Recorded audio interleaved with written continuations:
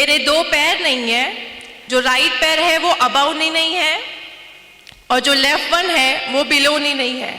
I am using prosthetic now and I am walking with this crutch. उसके पीछे एक reason है, मैं बाय बर्थ ऐसी नहीं थी।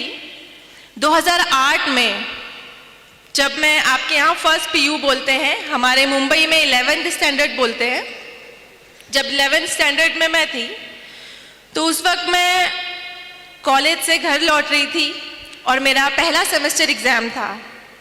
मैंने 10th में 92 स्कोर किया था और मुझे बचपन से ख्वाहिश थी कि मैं डॉक्टर बनूं। मेरे जो अब्बू हैं वो वेजिटेबल वेंडर हैं, सब्जी तरकारी बेचते थे। हमारी माली हालत अच्छी नहीं थी और मैं बस डॉक्टर बनकर घर को सपोर्ट करना चाहती थी। और जो मुझ जैसे गरीब तलबा तालबात थे, जो मुझ जैसे गरीब बीमार थे, उनकी खिदमत करने का जज्बा था और अल्लाह से दुआ करती थी कि अल्लाह मुझे उस काबिल बनाना। उस वक्त कुछ ज़राए नहीं थे, आप लोगों की तरह इतने सारे हेल्पिंग हैंड नहीं आते थे हमारे पास, लेकिन बस एक ख्वाब था कि डॉक्टर बनना है।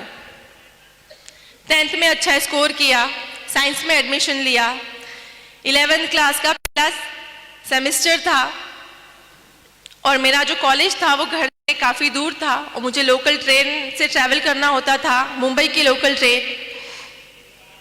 7 अक्टूबर 2008 मामूल की तरह ही दिन था। मैं जब पेपर देकर अपने कॉलेज से निकली, मैंने 12 डब्बों की ट्रेन पकड़ी बैंड्रा स्टेशन से। मैं ट्रेन के पहले डब्बे में सवार थी। ट्रेन 12 डब्बों की थी और मेरा जो डेस्टिनेशन स्टेशन था वो जोगेश्वरी था। जोगेश्वरी से पहले एक अंधेरी स्टेशन आता है जो बहुत ओवर क्राउडेड होता है। जब वो स्टेशन आया तो मैंने सोचा कि नेक्स्ट स्टेशन मेरा है, मुझे अपनी सीट से उठ के दरवाजे की तरफ आना चाहिए। ये एक लम्हा था। इस एक लम्हे में जब मैं अपनी सीट से उठी और दरवाजे की तरफ आई और दूसरे लम्हे में मैंने जब आंखें खोली तो वो 12 डब्बों की ट्रेन मेरी इतनी दूरी से, मेरे आंखों से बहुत तेज़ी से गुजर रही थी। एक लम्हे के लिए मैंने सोचा कि मैं कोई ख्वाब देख रही हूँ। मैं तो ट्रेन के डब्बे में थी, ट्रेन की पटरियों पे कैसे आ गई हूँ और ट्रेन इतनी तेजी से मेरे सर के ऊपर से कैसे गुजर रही है। बस एक वहम था कि अल्लाह करे ये ख्वाब हो, लेकिन मैं पहले डब्बे में सवार थी। वो 12 डब्बों की ट्रेन मेरे दोनों पहियों से कुचल के चली गई। किसी ने भी चेन नहीं खींची ट्रेन की और जब ट्रेन काफ़ी दूर जाकर रुकी और मैं जो ट्रेन से गिरी थी वो 2 स्टेशन के बीच में मैं गिरी थी चलती हुई ट्रेन से। किसी ने ट्रेन की चेन नहीं खींची और तब मुझे एहसास हुआ जब मैंने अपने राइट पैर को कटा हुआ देखा पटरियों पर। उससे बहुत हैवी ब्लीड हो रहा था and I was conscious there.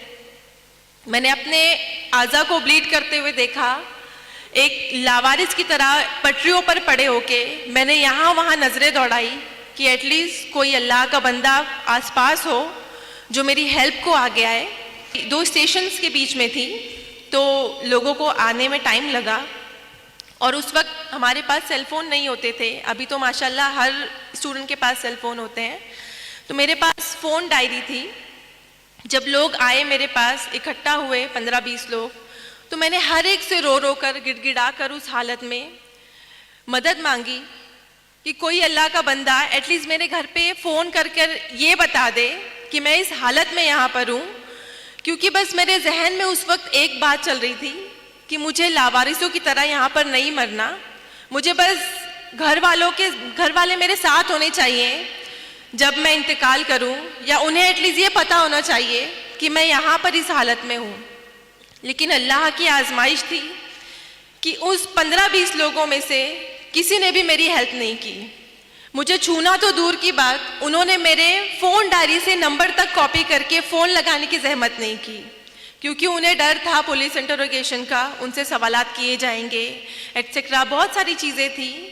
तो उन्हें वो भी मजबूर थे और तकरीबन 15-20 मिनट बाद मैं उसी हालत में वहाँ पड़ी रही, रोते हुए, गिड़गिड़ाते हुए। उसके बाद मुझे रेलवे की हेल्प मिलती है और मुझे गवर्नमेंट हॉस्पिटल लेकर जाते हैं। यहाँ भी अल्लाह की आजमाइश थी मेरे साथ कि जिस गवर्नमेंट हॉस्पिटल में मुझे लेकर जाया गया वहाँ पे ऑपरेशन स्ट्राइक था। मेरा जो एक्सीडेंट था वो तकरीबन 10-11 बजे हुआ और मैं शाम के 6 बजे तक उसी हालत में हॉस्पिटल के कॉरिडोर में पड़ी रही, क्योंकि उनका ऑपरेशन स्ट्राइक था।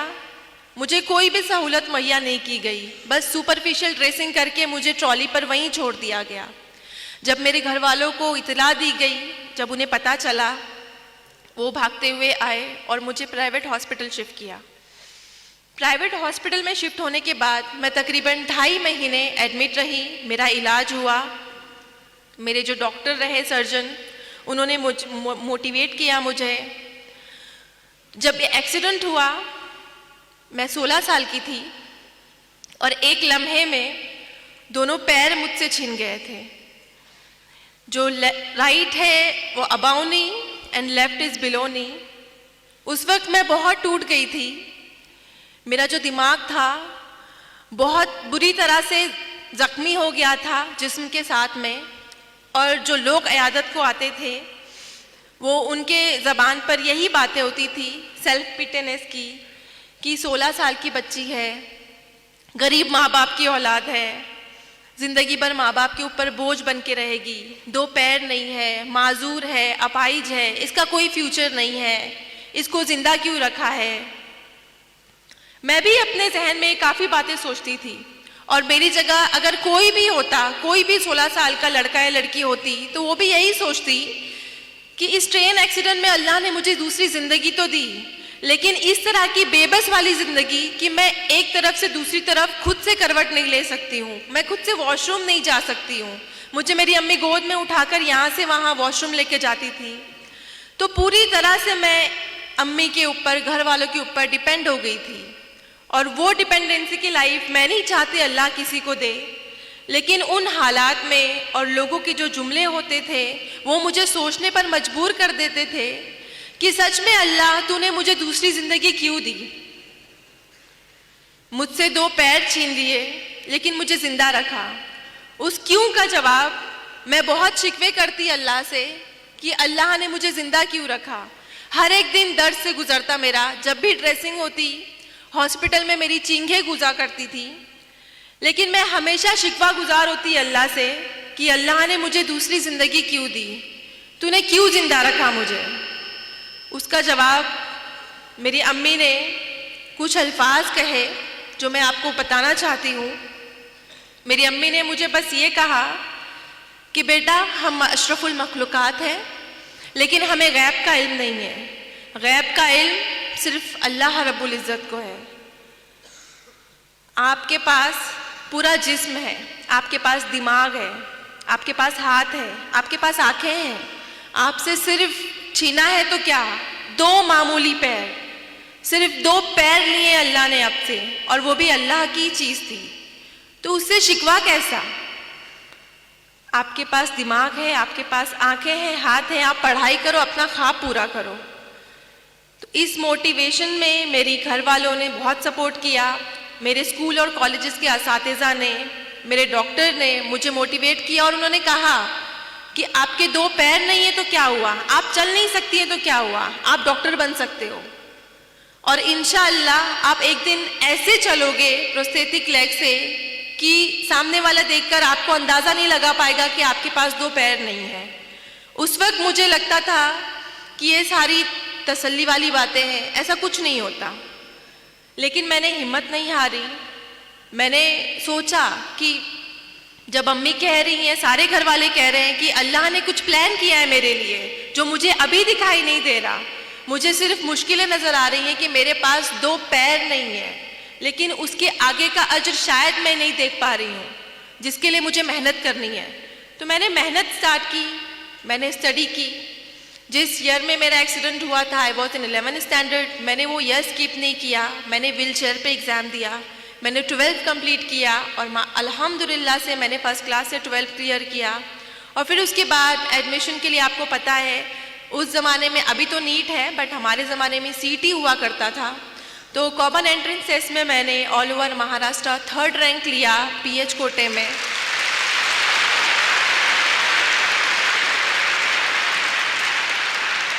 थर्ड रैंक लेने के बाद जिस तरह आपको खुशी हो रही है, मुझे इससे ज़्यादा खुशी हुई थी कि अल्हम्दुलिल्लाह मैं अपने ख्वाब के बहुत नज़दीक हूँ। और उसी दौरान मुझे ये प्रोस्थेटिक लगे, बायलैटरल जो प्रोस्थेटिक है मेरे नकली पैर, इससे मैंने चलना फिरना सीखा और मैंने 12 एग्ज़ाम क्लियर किया, सीईटी क्लियर किया। लेकिन यहाँ पर भी अल्लाह ने आजमाइश रखी मेरे लिए। मेडिकल में एडमिशन के लिए सारे डिसेबल पीपल को एक काउंसलिंग होती है, मेडिकल एग्जामिनेशन होता है और वहाँ पर हमारा डिसेबिलिटी परसेंटेज डिसाइड किया जाता है कि how much disable we are.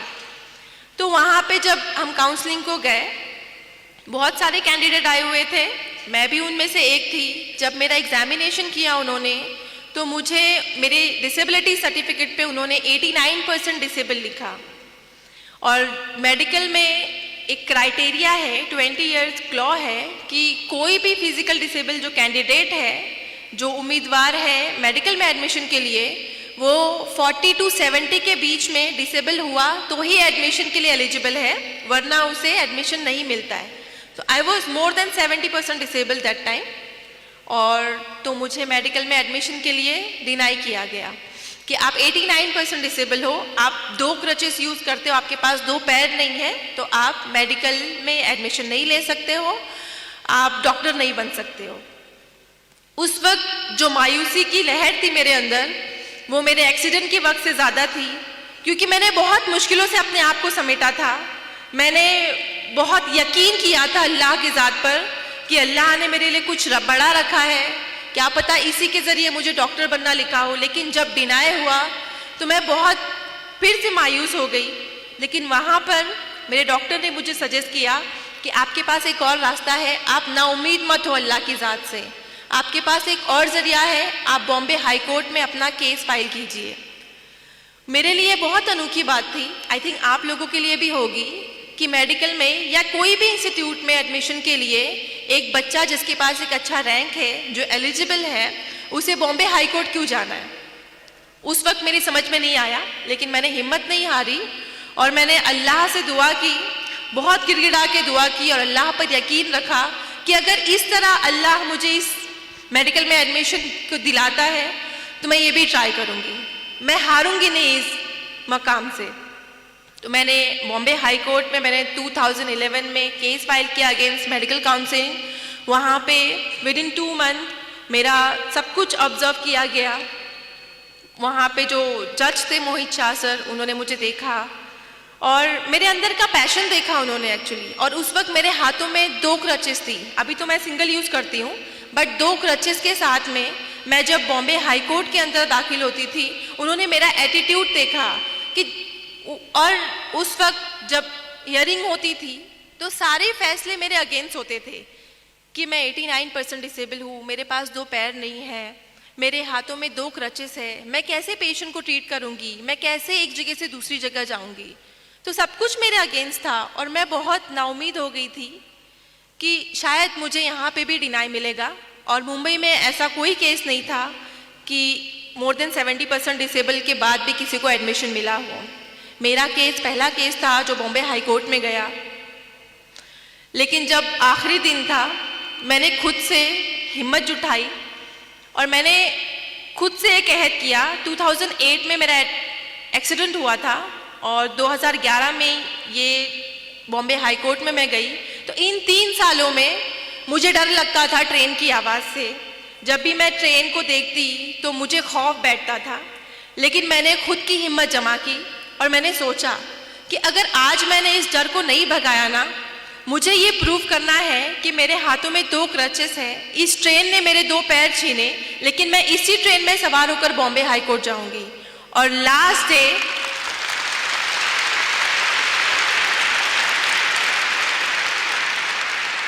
Court hearing का फाइनल डे था, जब मेरे फेवर या अगेंस्ट में फैसला आने वाला था। मैंने ये रिस्क लिया, मैं अकेले मेरे जोगेश्वरी से CST ट्रेन में ट्रैवल करके गई और ये बात मेरे एडवोकेट ने जज साहब को बताई। वो बहुत इम्प्रेस हुए। और आप सबको पता है कि मुंबई की लोकल ट्रेन कितनी क्राउडेड होती है।